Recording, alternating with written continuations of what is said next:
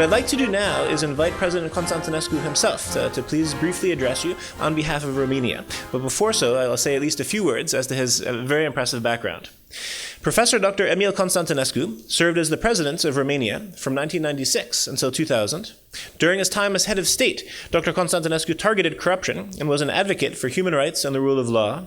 Dr. Constantinescu is also a university professor, scientist, and writer who was previously president and rector of Bucharest University and chairman of the National Council of Romanian University Rectors from 92 until 96. And he was rector of Bucharest University for actually over 17 years. Dr. Constantinescu has published 12 books and more than 60 scientific studies. Since 2001, Dr. Constantinescu has been a member of the International Board of the East-West Institute, the Institute for Cultural Diplomacy, and the International Center for Democratic Tension, among others. Ladies and gentlemen, please join me in a very, very warm welcome for His Excellency, President Emil Constantinescu. Thank you. Your Excellencies, dear students, dear friends. We are here in an establishing ceremony, Organization for Youth Education and Development. And the first question is why we need a new project, a new organization. In the context we have probably too much organization and projects today. My answer is because we need to have a new approach. The current world crisis has raised the questions mark over a great number of options that the last half of century has considered as implicit and make us reflect to the extent to which our own choices have contributed to the aggravation or even to the beginning of the global crisis.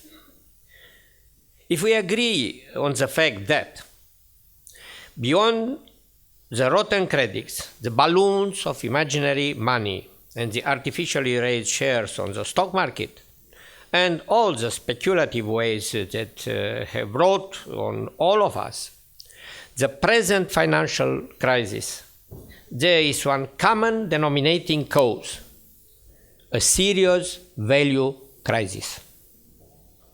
We should also keep in mind that the history of past crises of this proportion shows that our fate will be determined less by the event itself, but then by how we respond. In this context, I believe that our responsibility in this crisis as intellectuals is undeniable. During the last decades, we have all contributed through our resignation to a vast massification process of the educational system that is increasingly dominated by the obsession with a fast profit and less preoccupied by the formative value that can be provided by disinterested knowledge. Just like corruptible bankers and investment funds administrators, we have accepted and been pushed by illusions of easy and fast wealth. It is, I believe, the right moment to reconsider the academic education, passing over the narrow touch of the present and the mechanism of a fast profit for the benefit of the new hierarchy of values and of the true knowledge-based society. I believe that globalization should not be considered only an egalitarian force in the negative sense, as is very often the case nowadays. Technological and knowledge monopoly, the promotion of the culture of consumption, or the one language supremacy, and you know which I have in mind, to the detriment of cultural diversity and natural identities, are realities that generate for good reason the opposite reaction. However, there is here the positive meaning of equal opportunities now available for the young generation. Globalization has opened a border-free market in the educational system. Meanwhile, globalization has offered the communication infrastructure beyond space or time. In order to place a value of this opening, it is necessary to move on from reforming the institution to redefining them. The educational exchange process in Europe, and increasing also in other regions, can be compared with a tree. If mobility were to be the treetop and the roots a network of domestic and international institutions, then the tree trunk must be made up of a new informational strategic organization that would bring profit from the critical mass of fundamental knowledge. The double propeller of education and work can be functional only if it follows two principles: a lifelong education and a multidisciplinary profile.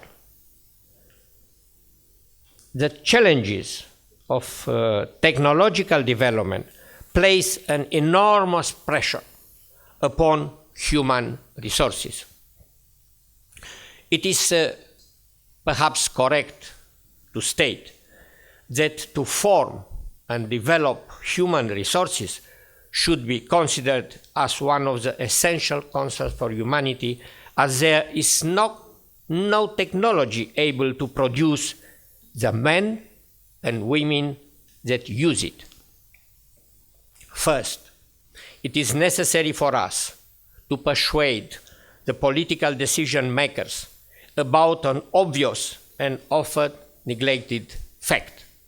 Social cost of education system shortcomings is by far bigger than the cost involved in the educational system. The globalization of educational problems involve a scientific or technological transfer that cannot be made without a transfer of the necessary skills to use it, and without a system of values that would lead to its good use. We should not forget that the origins of globalization are constituted by the problems encountered.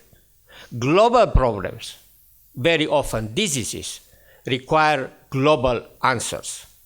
The slogan, "Think globally, act locally," is not a geographical definition, but a phrase and a way of action adapted to local situation with a global impact.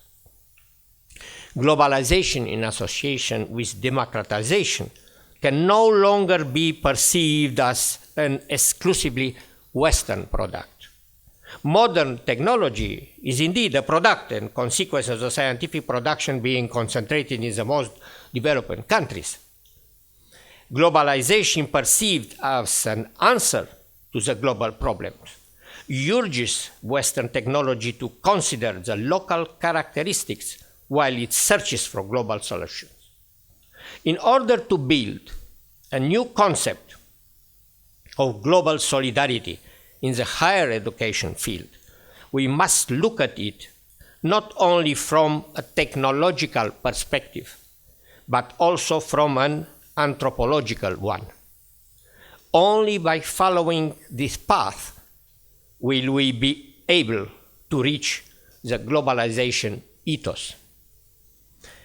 Higher education can answer the great challenges of 21st century democratic societies only if good managers from our present educational system are, along with a leader, able to change the present educational system. In other words, being able to rethink education. But even more is needed. Confronted with the present financial and economic crisis, economists and politicians are looking for the solution that would ensure the survival of the present political and economical system. The world financial crisis represents a historical opportunity for a new political project that would reorganize the global contemporary society. It is a right moment for the representative of the academic environment and civic society, not constrained by the pressure of the profit-driven business world, or unlike the politicians that need to gain popular votes, to build a new cultural project that will answer the 21st century uncertainties. The essential difference between political system today lies is how uncertainty is managed. They can assume it by trying to find solutions through a dialogue, or can try to eliminate it through an ideological, religious, or financial dictate. But its most effective framework for managing uncertainty is done in a democratic society in which confronting what is really at stake stimulates behavior which allows seeking responses to the challenges of reality through respect for the values and ethical principles. When we cannot act motivated by certainty or success, we can act from the conscience of duty. This concept corresponds best to what politics should be in a knowledge-based society and in the global future world. A complex vision of the future based on a new dialogue about human values. This is why I share the view of Jacques Attali that every university graduate should have learned at least 4 things: how to be a good citizen, how to communicate, create, and criticize. Of particular relevance is what it means to be a citizen, which means knowing the law, one's duties, and one's rights. But it also means learning how to live in society, to make decisions, to participate. Student life itself should be a first-hand experience in learning about democracy. Dear colleagues, gnoti se auton, know yourself, states one of the precepts decreed by Apollon at Delphi and preached by Socrates in Athens. The present world crisis brutally commands us to choose between to have or to be. A new education for the 21st century society may create a new balance between power and knowledge that would reshape a framework inside which each individual can be as it was became. Thank you.